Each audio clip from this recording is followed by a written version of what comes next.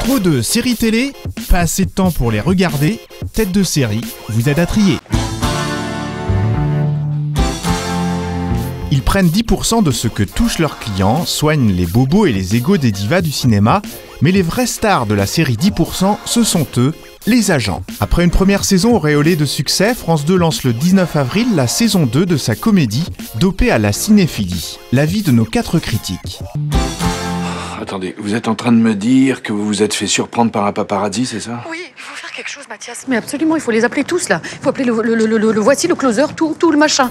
18 mois après la première saison, où en sont les héros de 10%? L'agence ASK, dans laquelle nos 4 agents travaillent, tourne bien, les stars continuent de défiler dans les couloirs, mais il y a toujours de gros problèmes de financement. Et qu'il va falloir gérer, essayer de trouver un repreneur.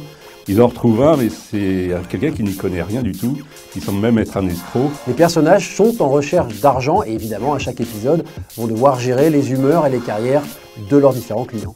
Certains, dans leur vie personnelle, se sont séparés, d'autres se sont mis en couple. Et il va y être beaucoup de questions de ça dans cette saison 2, d'être en couple. Oh, ils sont bons, là. Ah ouais? Tu sais ce que c'est? Non. C'est un parfum qu'on a reçu pour les assez doux, mais elle n'est pas venue le chercher, alors je me suis servie. Ah, c'est ça qui sont bons, la star. Hein. La première saison de 10% a exaucé ceux qui rêvaient de comédie au pays des séries françaises. La saison 2 confirme-t-elle ce ton à part qui a fait son succès ?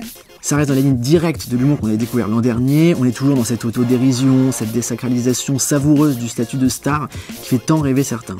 L'intérêt, c'est qu'on n'est pas dans l'entre-soi, on n'est pas dans le gossip ou dans le people, même si tous ces éléments font partie de la série, mais derrière, il y a une vraie intrigue qu'on suit avec intérêt et passion. 10%, c'est avant tout une comédie romantique avec des histoires de cœur, de séparation, de couple, de coucherie et tout ce qui va avec, subtilement écrite, très joliment incarnée. À la fois de la drôlerie, de la tendresse et des pointes de mélancolie. La mélancolie de ces gens qui aiment plus le cinéma que la vie. Déclaration d'amour parfois vacharde aux acteurs. Comment la série traite-t-elle ses réguliers et ses guests ? Je trouve que cette saison offre de super rôles aux stars qu'elle invite, mais elle en oublie son casting principal.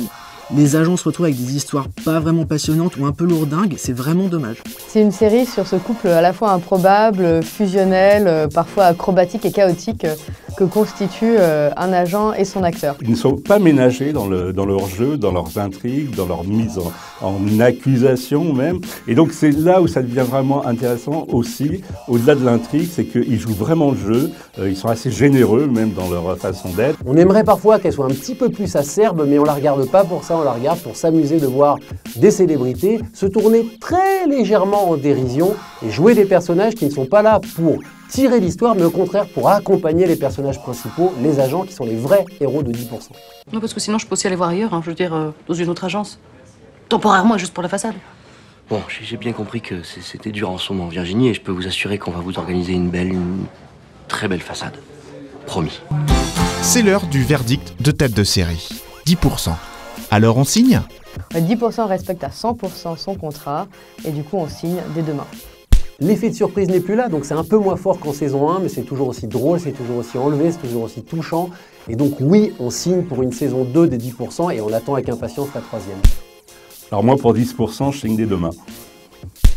C'est une comédie française avec beaucoup de qualité, donc c'est à voir, mais surtout pour les stars qui s'y amusent, parce que les agents, eux, malheureusement, ils se contentent un peu des miettes.